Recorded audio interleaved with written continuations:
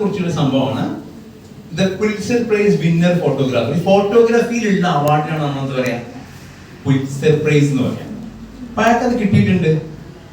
This article, ഈ article explained നമുക്ക് വിശദീകരിച്ചു തന്നു about the experience of Kevin Carter. Kevin കാർട്ടറുടെ അനുഭവങ്ങളെ കുറിച്ച് വിശദീകരിച്ചു. നോക്ക്, എനിക്ക് തന്ന നോട്ട് ഏറ്റവും സിമ്പിൾ ഇംഗ്ലീഷ് ആണ്, മനസ്സിലായോ?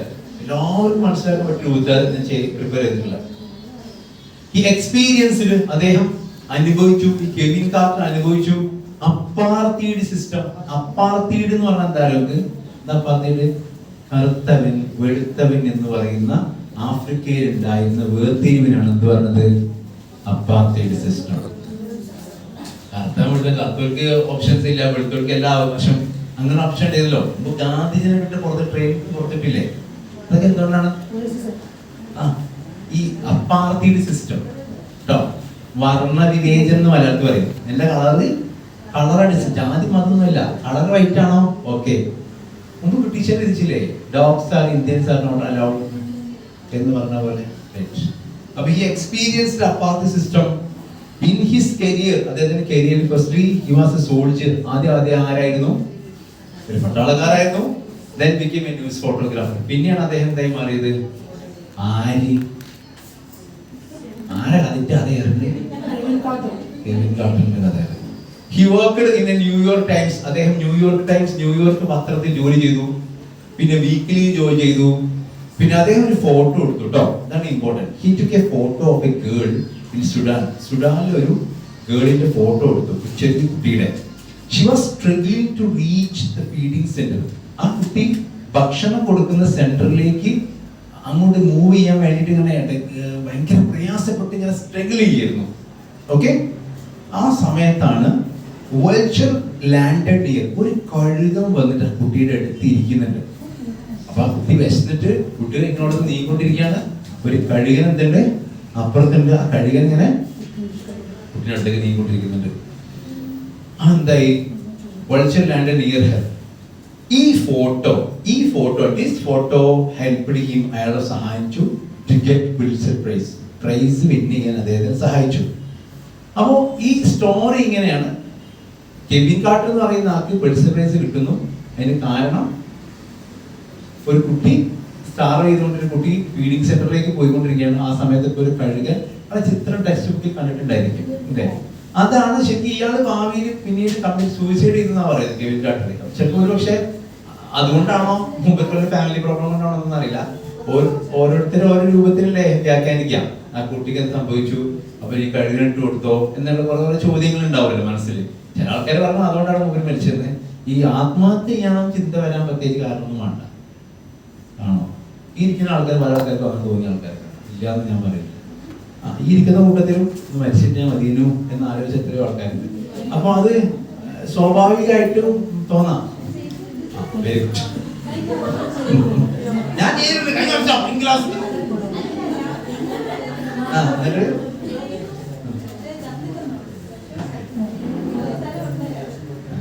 കേസ് നിർത്തിയില്ല, ചാടിയതാ. ഈ സൂസൈഡ് ചെയ്താൽ തന്നെ അറസ്റ്റ് ചെയ്യും. അങ്ങനെ ആത്മഹത്യക്ക് ആണോ? എന്താ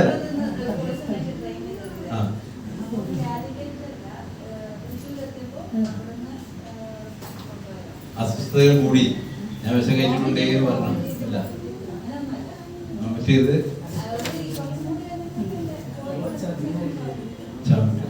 നഷ്ടായി. രക്ഷപ്പെടുത്തിയൊക്കെ കർത്താവിനെ, ജീവൻ തരാൻ കർത്താവും നശിപ്പിക്കാൻ നമ്മളും.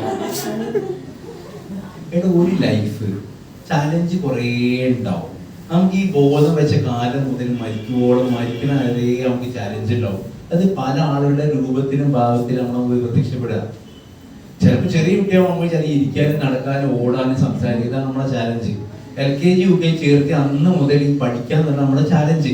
അത് കഴിഞ്ഞ് 1 2 3 ചലഞ്ചോട് ചലഞ്ച് അല്ലേ? സ്റ്റേജിൽ കയറണം, അഭിനയിക്കണം, അമ്മ പറയും ഇങ്ങനെ ആക്കണം, അങ്ങനെ ആക്കാം, വിനിയോഗമാവണം എന്ന് പറഞ്ഞ് കുട്ടിനെ കഷ്ടപ്പെടുത്തി 10ാം ക്ലാസ് എത്തിക്കഴിഞ്ഞാൽ അവന് ട്യൂഷൻ രാവിലെ ഉച്ചയ്ക്ക് വൈകുന്നേരം രാത്രിക്ക് ട്യൂഷൻ.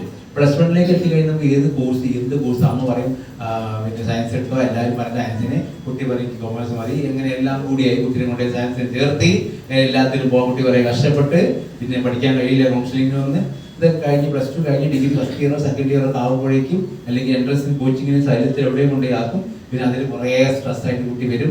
അല്ലെങ്കിൽ അത് കഴിഞ്ഞിട്ട് കുറച്ച് കഴിയുമ്പോൾ എല്ലാം നിന്റെ കുട്ടിയെ കെട്ടിക്കൊണ്ടില്ലേ ചോദിക്കണോ, അവരുടെ ആളുകൾ തിരയാൻ വരും. അത്തരം അയാളെ മുമ്പിൽ പോയി എന്താണെങ്കിലും സംസാരിച്ച് അത് അടുത്ത ചലഞ്ച് കല്യാണം. അത് കഴിഞ്ഞൊരു 3, 4, 6 മാസം കഴിയുമ്പോൾ ആൾക്കാർ ചോദിക്കും ഒന്നും ആയില്ലേ, എവിടെ കാണിക്കുന്നുണ്ടോ. അപ്പൊ അത് അടുത്ത ചലഞ്ച്. അപ്പൊ അത് ആ വീട്ടിലേക്ക് കയറി ചില സമയത്ത് അവിടെ നമ്മൾ എക്സ്പെക്ട് ചെയ്യാത്ത ഒരു അമ്മായി അമ്മ പല രൂപഭാവത്തിലും പല രംഗത്തിലും ആളുകൾ പ്രത്യക്ഷപ്പെടും. അപ്പൊ നമ്മുടെ ഇഷ്ടം അവിടെ ഇഷ്ടം തമ്മിൽ ഒരു മാച്ച് ആവില്ല. ഹസ്ബൻഡ് ഒരു ക്യാരക്ടർ, നമ്മൾ വേറെ ക്യാരക്ടർ, ഇതെല്ലാം കൂടി ഇങ്ങനെ ആലോചിച്ച് അല്ലെങ്കിൽ ഇതിന് മുമ്പ് എന്തെങ്കിലും അഫയറോ കാര്യങ്ങളോ അവൻ തേച്ചോ അവൾ തേച്ചോ എന്തെങ്കിലും പണ്ടാറായിട്ട് ഒരു കാലത്ത് മനസ്സിന് എന്ത് വരില്ല, സമാധാനം വരില്ല എന്ന് ചിന്തിക്കാം. അല്ലെങ്കിൽ അതാണ് ലൈഫ്. മനസ്സിലായോ? Simply it's A problem solving mechanism. ഇത് ഇങ്ങനെ മുന്നോട്ടിരിക്കൂ. ദൈവത്തിന് സ്നേഹം കൂടുമ്പോൾ പണി കൂടുതൽ തന്നുകൊണ്ടിരിക്കും. അങ്ങനെയാണ്. അപ്പൊ നമുക്കത് ഏറ്റെടുത്ത് നമുക്ക് ഒറ്റയ്ക്ക് നിൽക്കാൻ നമുക്ക് പറ്റുന്നില്ലേ? ഒരു പ്രൊഫഷണൽസിനെ കണക്ട് ചെയ്യൂ. സർ എനിക്ക് എന്നെ പ്രയാസം, how can I manage my life? അല്ലെങ്കിൽ ഞാൻ പറഞ്ഞ പോലെ കൗൺസിലിംഗ് കോഴ്സുകൾ ചെയ്യൂ. പുറമെ അല്ലെങ്കിൽ നമ്മുടെ ലൈഫുമായിട്ട് കണക്ട് ചെയ്യാൻ പറ്റും. എന്നിട്ട് നമ്മുടെ ലൈഫിനെ മാനേജ് ചെയ്യാന്നുള്ളതാണ് ഇമ്പോർട്ടൻറ്റ്.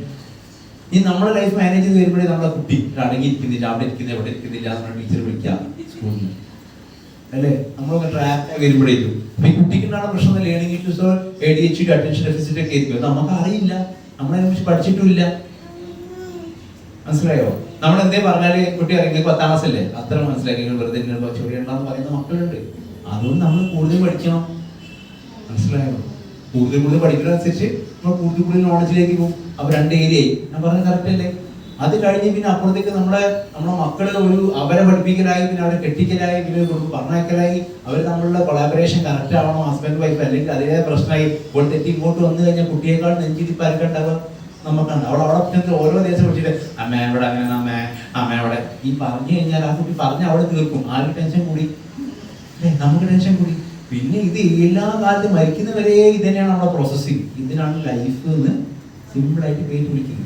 അതിനൊക്കെ പോയി മരിക്കാനൊക്കെ ചിലപ്പോൾ നമുക്ക് തോന്നില്ല എന്ന് പറയുന്നില്ല. ചില മൊമെന്റിൽ നമ്മൾ വിചാരിക്കും ആർക്കും എന്നെ വേണ്ട, ഞാനൊരു വർക്കിലെത്താണ്, പിന്നെ എന്തിനാ നിൽക്കുന്നതെന്ന് എവിടെ നമുക്ക് ചിന്ത വരുന്നോ അപ്പോഴാണ് നമ്മൾ ഉറക്കം നഷ്ടപ്പെട്ട് നമ്മൾ ഫുഡ് വേണ്ട തോന്നുക, പിന്നെ നമുക്ക് ജീവിക്കേണ്ട നമുക്ക് തോന്നുകയില്ല. അതും ഇന്റൻസിറ്റി ആയി മാറിക്കഴിയുമ്പോൾ നമ്മുടെ പെയിനിന്റെ ഇന്റൻസിറ്റി ലോകത്ത് ഈശ്വരൻ നമുക്കല്ലാതെ വേറെ ആർക്കും അറിയില്ല. മനസ്സിലായോ? അപ്പൊ ആ പെയിനിന്റെ ഇന്റൻസിറ്റി നമുക്ക് പിടിക്കാൻ കിട്ടൂല. അപ്പൊ നമ്മൾ വിചാരിക്കുന്ന വേണം മരിക്കാൻ, തീർന്നല്ലോ. നമ്മളെ കാത്ത് ഒരുപാട് സമൂഹം പുറത്തുണ്ട്. മനസ്സിലാക്കാം. നിങ്ങൾക്ക് നമ്മളെ കാത്ത് ഇപ്പൊ എന്റെ ഈ ഒരു ടോക്ക് ഈ 50 പേരിൽ അല്ലെങ്കിൽ 30 പേരിൽ ഇൻഫ്ലുവൻസ് ചെയ്താൽ 30 ഫാമിലിയിലേക്കാണ് എത്തുക. അപ്പൊ നിങ്ങൾക്ക് സ്ട്രെസ് ഉണ്ടെങ്കിൽ ആ സ്ട്രെസ് ചാനലൈസ് ചെയ്യുന്നൊക്കെ നിങ്ങളെ മക്കളിലൂടെ അങ്ങനെ പോയിരിക്കും. നിങ്ങൾക്ക് ദേഷ്യം വന്നു കഴിഞ്ഞാൽ അത് മക്കളുടെ അടുത്ത് എക്സ്പ്രസ് ചെയ്യാം പൊതുവെ. അല്ലെങ്കിൽ നിങ്ങൾ ഹസ്ബൻഡിന്റെ അടുത്ത് എങ്ങനെയാണ് ടൈംസ് ആയാലും ഹസ്ബൻഡിന്റെ അടുത്തേക്ക് എക്സ്പ്രസ് ചെയ്യാം. അപ്പൊ എന്താണെങ്കിലും അതിനൊക്കെ ഡീൽ ചെയ്യുമ്പോഴേ ഇതിനെന്തുള്ളൂ ഉപകാരമുണ്ട്. നമ്മൾ ഇത് പഠിക്കുന്ന സമയത്ത് 10 പാസ്സായി, +2 പാസ്സായി, അല്ലെങ്കിൽ കോഴ്സ് പാസ്സായി, ആ കോഴ്സിന് ഇമ്പാക്ട് എവിടെ ഉണ്ടാവണം? നമ്മുടെ ഹൃദയത്തിലുണ്ടാവും. ഇന്ന് രാവിലെ വന്ന നിങ്ങളല്ല ഇന്ന് ഉച്ചയ്ക്ക് വൈകുന്നേരം പോകുന്ന നിങ്ങൾ. അതാണ് നമ്മുടെ ലൈഫ്. നിങ്ങളോ if you can speak you can influence. If you can influence you can make the change in the behaviour. ജീവിതം മാറും. ഒരൊറ്റ ചോദ്യം അല്ലേ? വൈ നമ്മുടെ ലൈഫിൽ ഉണ്ടാകുന്ന ഇതേപോലെ ഒരുപാട് ചാലഞ്ചുകളെ നമുക്ക് എന്താക്കണം? മാറ്റിയെടുക്കാൻ നമ്മൾ കൂടെ നിന്നാൽ മതി. അങ്ങോട്ടും ഇങ്ങോട്ടും കൂടെ നിൽക്കുക, ഒരുമിച്ച് പഠിക്കുക, ഒരുമിച്ച് കംപ്ലീറ്റ് ചെയ്യുക, ഒരുമിച്ച് ഇങ്ങനെ ഫർദർ ചെയ്തുകൊണ്ടിരിക്കുക. നമ്മളറിയാതെ നമ്മുടെ ലൈഫ് മാറും അല്ലേ? അപ്പൊ നമ്മൾ നോക്ക്, ഇവിടെ നമ്മൾ പോയത് ഇയാളെ കെവിൻ കാർട്ടറിന്റെ സൂയിസൈഡൽ ആക്ഷൻസ് അല്ലെങ്കിൽ നമ്മുടെ ലൈഫിൽ കുട്ടികൾക്ക് നമുക്ക് കണ്ണും കാതും കേൾക്കെ തന്നെ എന്തിനറിയോ? നിങ്ങളുടെ ഫാമിലി മാത്രം നോക്കിയാൽ പോരാ. നിങ്ങൾ എക്സ്പെക്ട് ചെയ്യുന്ന ഒരുപാട് സമൂഹം പുറത്തുണ്ട്. ഡിസബിലിറ്റി ഇല്ല, ബുദ്ധിമാനിയല്ല. നിങ്ങളടുത്ത് BRC സെന്റേഴ്സ് ഉണ്ടായിരിക്കും. ബുദ്ധിമാനില്ല, ഓട്ടിസ്റ്റിക് ആയിട്ടുള്ള എത്രയോ കുട്ടികൾ നാട്ടിലുണ്ട്. നിങ്ങൾ അവർക്ക് വേണ്ടി എന്ത് ചെയ്തു? ഒരു ചോദ്യചിഹ്നമാണ്. നിങ്ങളുടെ മക്കളെ കെയർ ചെയ്തു, അപ്പൊ അവർക്ക് എന്ത് ചെയ്തു? ചെറിയ കുട്ടികളില് ഇതേപോലെ ടെൻഷൻ അനുഭവിക്കുന്ന മക്കളുണ്ട്. അവർക്ക് വേണ്ടി നിങ്ങൾ എന്ത് ചെയ്തു? നിങ്ങളൊരു വാക്കുകൾ കൊണ്ടോ ഒരു ഡയലോഗ് കൊണ്ടോ ഒരു സമാധാനിപ്പിക്കൽ നിങ്ങൾ നടത്താറുണ്ട്. ചോദ്യമാണ്, നിങ്ങളോട് ചോദിക്കുന്ന ചോദ്യമാണ്. അപ്പോഴാണ് നമ്മുടെ മനസ്സിൽ നമ്മുടെ ലൈഫിന് എന്തുണ്ടാവുള്ളൂ? ഒരർത്ഥം, ഒരു മീനിങ് ഉണ്ടാവും. Do you get me?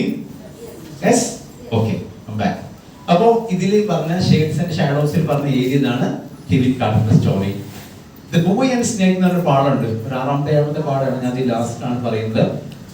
The poem was written by Charles Lamb. The poem shows, poem പറഞ്ഞിരുന്നു, the innocence, നിഷ്കളങ്കമായ of a child, namely Henry. Yes. The story of my life. അതില് the boy and snake.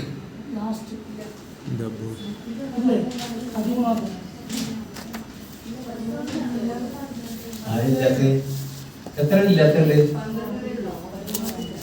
കിട്ടിയില്ലേ? അതൊക്കെ ഇല്ലാത്ത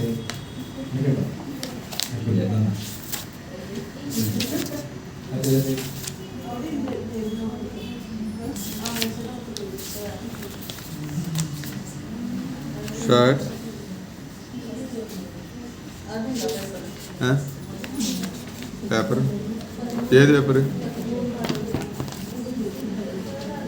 13 ഇല്ലേ?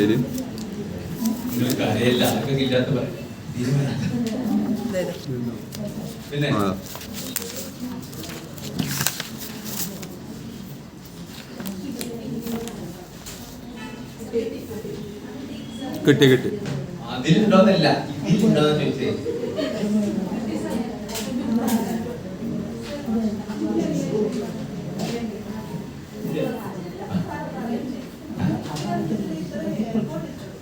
നല്ല കിട്ടുകൊണ്ട് കാര്യമില്ല, വിവരമില്ലായ്മ ഒരു പ്രശ്നമല്ല. ഓക്കെ, ശരി.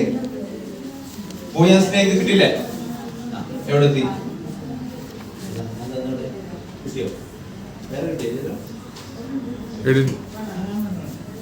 പൂയാസിനേക്ക് എന്തായാലും പറയുന്നത് The poem written by Charles Lamb.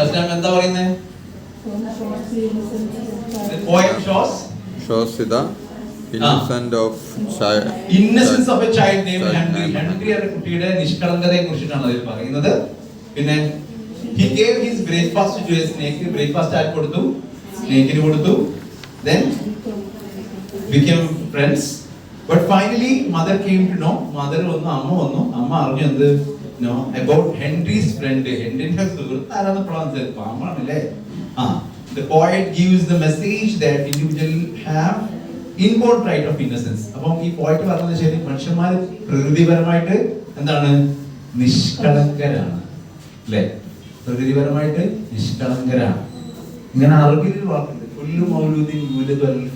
എല്ലാ കുട്ടികളും നിഷ്കളങ്കമായ പ്രകൃതിയിലാണ്. ഇപ്പൊ നമ്മളൊക്കെ ശരിക്കും ബേസിക്കലി എന്താണ്? നിഷ്കളങ്കരാണ്. അങ്ങോട്ടും ഇങ്ങോട്ടും നോക്കി നോക്കി അപ്പുറത്തെ ആളെ നോക്കി നോക്ക്. നിങ്ങളൊക്കെ ബേസിക്കലി എന്താണ്? നിഷ്കളങ്കരാണ്. പിന്നെ ബാക്കിയുള്ളൊന്നും നിങ്ങൾക്ക് എന്താ കളങ്കം? നിങ്ങൾക്ക് നിഷ്കളങ്കം എന്നാണെന്ന് സംശയം? സാറേ ഞാൻ അങ്ങനത്തെ ആള്. കളങ്കം ആരും മനസ്സിലില്ല, എല്ലാവരും നിഷ്കളങ്കരാണ് ബേസിക്കലി. പിന്നെ നമ്മുടെ സന്തോഷത്തിന് വേണ്ടി ചില കളവുകളൊക്കെ ചിലപ്പോൾ നമ്മൾ പറയും അല്ലേ? ഒരു കുട്ടി, ഞാൻ ഈ സൈക്കോളജിക്കൽ പെർസ്പെക്റ്റീവ് എന്ന് പറഞ്ഞാൽ കുട്ടി എന്തിനാ കളവ് പറയുന്നത്? ഒരു മനുഷ്യൻ എന്തിനാ കളവ് പറയുന്നത്? എന്തെങ്കിലുമൊക്കെ ഒരു ലാഭം ഉണ്ടാക്കാൻ അല്ലേ? ലാഭം മീൻസ് നമ്മൾ ഒരു കുട്ടി കളവ് പറയുന്നത് എന്തിനാ? അടി കിട്ടാതിരിക്കാൻ, സെൽഫ് പ്രൊട്ടക്ഷന് വേണ്ടിയിട്ടാണ് കളവ് പറയുക. അല്ലെങ്കിൽ ഞാൻ ഭയങ്കര സംഭവം തെളിയിക്കാൻ വേണ്ടി കളവ് പറയാം. അപ്പൊ നമ്മൾ ആ ഒരു പറയുന്ന ആക്ഷൻ അല്ലേ നമ്മൾ നോക്കേണ്ടത്, എന്തുകൊണ്ട് പറയുന്നു, എന്താണ് സംഭവം, എന്താണ് കാര്യങ്ങൾ, അങ്ങനെയൊക്കെയാണ് നമ്മൾ നോക്കേണ്ടത്. പറഞ്ഞു കഴിഞ്ഞാൽ കുറെ പറയണോ? ഓക്കെ, എന്നാ പ്ലസ് 1 വീണ്ടും പേപ്പർ എടുത്തോളൂ. നിങ്ങൾ രണ്ടാമത്തെ ചോദ്യം, ഒന്നാമത്തെ ഉണ്ടാക്കിയോ? ക്വസ്റ്റ്യൻ പേപ്പർ മോഡൽ ക്വസ്റ്റ്യൻസ് എടുത്തോ. അതില് രണ്ടാമത്തെ ചോദ്യം, ഒന്ന് ഇമെയിലുകൾ ഉണ്ടാക്കിയിട്ടുണ്ടായിരിക്കും. രണ്ടാമത്തെ ചോദ്യം, prepare a poem appreciation form. അപ്പോൾ നിങ്ങൾ എന്ത് ചെയ്താൽ മതി? ഞാൻ തന്ന സമ്മറി അങ്ങ് എഴുതി വെക്കുക. മൂന്നാം ചോദ്യം, ടീച്ചർ ആസ്ക്ഡ്, നിങ്ങൾ വായിക്കട്ടോ. Your teacher asked you to prepare a write-up to present on September 5, Teachers Day, on Helen Keller's lessons prepare write-up. നിങ്ങൾ കണ്ട ഈ ക്വസ്റ്റ്യൻ പേപ്പറിലൊക്കെ എന്താ ചെയ്യേണ്ടത് എന്നുള്ളതിന്റെ ലെറ്റർ വെച്ച് ബോൾഡിലിരിക്കും, കറുപ്പ് കൂടുതലിരിക്കും. കണ്ടോ? അടുത്തത് നോക്കിയേ, attempt critical review of the story Beggar. ഒരു ഹിൻസ് കൊടുക്കും എന്താ ചെയ്യേണ്ടത് എന്നുള്ളത്. At the age of 15, people gave him scarcely nicknamed well of 2 days. He had eaten nothing. Police got him. കണ്ടോ? ബ്രാക്കറ്റ് കൊടുത്തിട്ടുണ്ടോ? അപ്പൊ നിങ്ങൾ എന്താ ചെയ്ത? നിങ്ങൾ ഞാൻ പഠിപ്പിച്ച സമ്മറി എഴുതണം, തന്ന സമ്മറി എഴുതണം. അടുത്ത 5-ാം ചോദ്യം നോക്കിയേ,